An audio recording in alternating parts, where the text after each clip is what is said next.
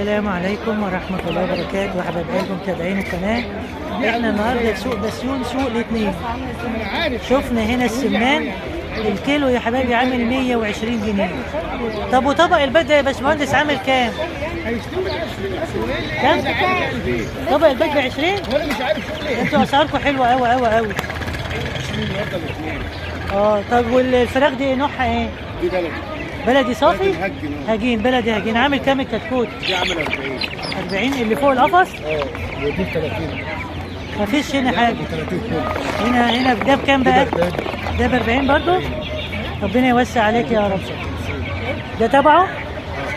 طب امسك لنا فرخ كده ب 55؟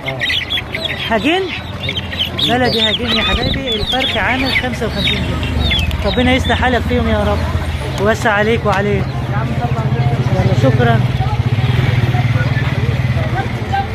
حبايب قلبي. ده كانت جولة سريعة في سوق الاثنين، سوق الطيور، سوق التربية.